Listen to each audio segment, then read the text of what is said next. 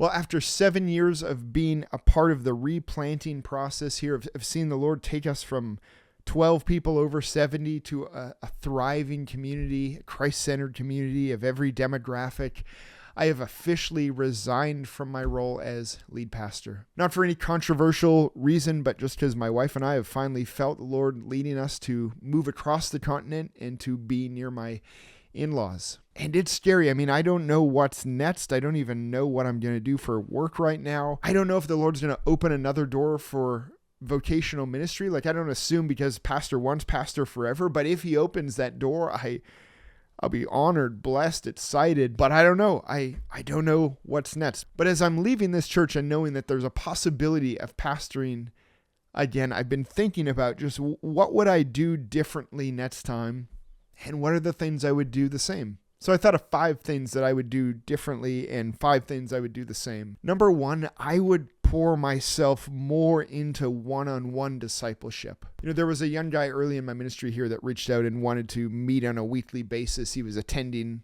the church and wanted just some discipleship, some answers to questions. And so we started meeting on a weekly basis at a coffee shop. Like, it was really informal, unplanned. He would just ask questions and I would try to answer, and we would talk through the scriptures and talk about the Lord. And that to this day has felt like one of, if not the most meaningful and impactful pieces of my ministry here, because I got to see, like, front and center, up close, I got to see the transformation in his life. And not that I was causing that, but I got to be a part of it. And I'm not trying to take anything away from the pulpit and from preaching, but I wish I had made more time for more one-on-one discipleship relationships, or I don't know, small groups, 3, 4, whatever, like more small, intimate discipleship. Number 2, honestly, I would be more blunt and unapologetic about church and commitment to the church. I mean, the only reason I pastored here is because of the conviction, being convinced by scripture that you can't have Christ without the church, that if you're called to be a Christian, you're called to be a part of a local body. But I don't think I said that like I should have. At times I came up against the increasingly prevailing attitude that I can just have my personal salvation and relationship with Jesus, and the church is this optional thing. And I wish I would have, next time I will speak just more, not to offend, but to be clear, to say what I believe the scriptures say about the church and its importance, its essentialness to the Christian life. I wouldn't shy away from the pulpit and in just informal meetings to speak about the importance of the church in the Christian life. Number 3, I would have more freedom next time to go out of the box in terms of service format. Like this time, my first time lead pastoring, I think I was really scared of changing the structure of things. Like that I was nervous that people would be upset or offended or not be fed. Maybe that was the big one, that they wouldn't meet with the Lord if I changed these elements around. But the few times that we did change things, I mean, people thrived. They loved it. They had fun. There was joy. There was fellowship. There was it was a good thing. Like a few times we didn't have Sunday school teachers, on a Sunday. So then we would incorporate the kids into the service and have a more fun service. Like I had candy and games and different things. And it was amazing every time. And it's silly that I was so scared to mess with the format. I mean, there's nothing biblical about the format. The elements, the marks of the church are biblical, but not in terms of how they're structured. I think I would go in with more freedom next time. Number 4, I would think less about if people are coming. I mean, this was hard being a church plant where, again, we started with 12 people all over 70. And as time went on, there's 2 people, 3 people, 4, like really small groups. I was always thinking about if people are coming, what if no people come. And now as I'm leaving, I mean, the church, if everyone showed up, we'd be over 100 people. Like the Lord has added to our number, not by me, but almost, I think, despite me. It was silly that I was ever nervous about people not coming, because 1, the Lord adds to our number, and 2, even if he doesn't, that's out of my control. I have one role to shepherd, to lead, to proclaim the word to anyone who shows up. Next time I would try to think less about if people are coming and just do the role the Lord has called me to, and trust that If he adds, he'll add. And if he doesn't, he won't. And number 5, I would spend more time with people outside the church. It's hard when you're pastoring to not just be doing everything in the church, like, tending to all the tasks and connecting with all the people and not thinking about people outside of the walls. It's easy to get sucked into the bubble. And I did make time to connect with people outside the church and be a part of, different groups and whatnot. But next time I would do that even more. I would put more energy into, you could call it evangelism, but really just building relationships outside of the church. And things that I would do the same, like a few things, and they're not too deep or anything, but one, I would continue to have no offering in the service. Maybe this is because I'm bad at anything to do with money, like in terms of fundraising, or I just feel awkward. It feels weird all the time. So from the very beginning, we took the offertory out of the service and we just put a box on the wall in the back. And in 7 years, I've never once from the pulpit mentioned that box is there. If people wanted to give, they found it, they asked someone about it, and they were directed to it. I loved that element of the service was out of there.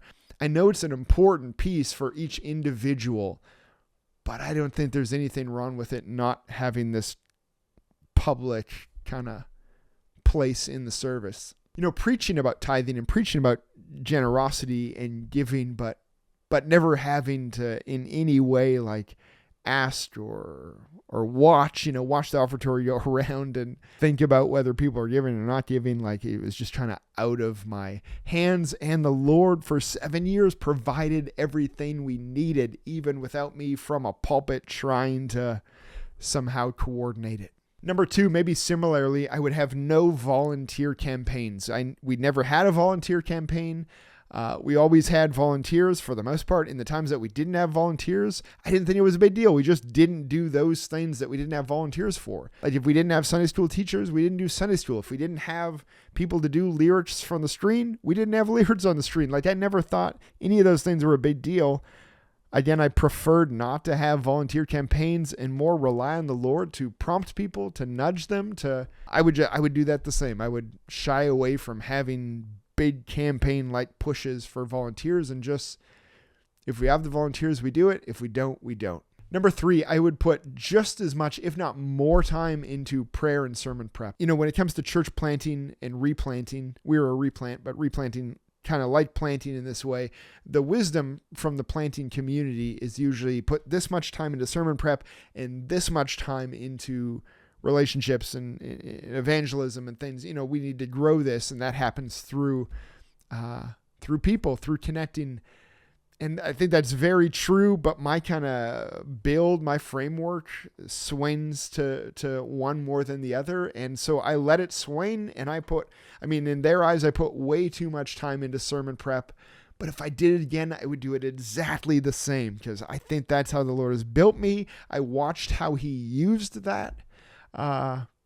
If anything would change, I would just put more time into, again, maybe even more time into sermon prep, but more time into the prayer in sermon prep. Again, going back to things that maybe I would do differently, maybe this is number 1 on the whole list. I would pray more and more in the sermon preparation, more before the sermon, through the sermon, after the sermon prep, and then when it's preached. So I'm going back to things I would do differently, increase the amount of prayer and reliance on prayer, and in that sermon formation area. But in terms of the sermon prep, I would do that the same again, but if not even more. Number 4, lots of eating together.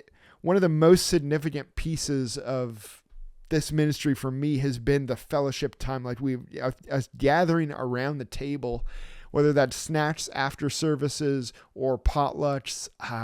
The Lord has done so much work in our community through those meals, through those snacks, through that fellowship time. And if I did it again, I would, right from the get-go, would make food an essential part of our gathering.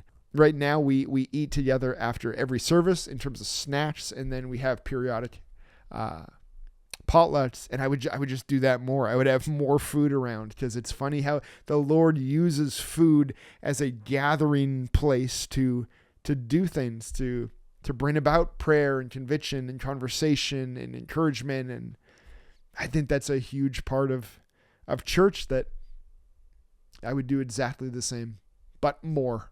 So I guess all of these are do differently, in that I would do them again and do more of them. Number 5, I would have communion every Sunday.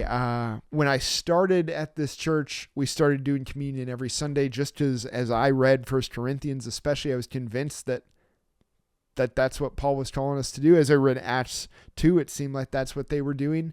So we did it every Sunday. I was unaware at that time that there were the reformers, that some of the reformers had this model every Sunday. So we were standing on the shoulders of some who had come before us, but our community really thrived and loved this, that we did communion every Sunday. And I know it's a challenge, because you think I can do it every Sunday, it can get dry or old or whatever, but I don't know, there's a preparation element that is left up to me, but in terms of it being new every Sunday, that's the Lord's work, and he can do that every Sunday. He can make it new every Sunday. It doesn't have to be once a month. We loved doing communion. I loved doing communion every Sunday, working to connect the sermon to the Lord's table every Sunday and making that the centerpiece of the service, which led to basically every Sunday there being one of very explicit reflection, remembrance, focus on the gospel, and 2, every Sunday there being this chance to lay our lives back down, to confess, to repent, to come to the Lord, and to surrender once again before the new week starts. Yeah, I'm sure there's more than that, but those are a few things that have been on my mind, things that I would do differently and things I would just do again, but even with more, gusto. So I don't know what the Lord has in store for me, but those are the things on my list if he opens the door to pastor again.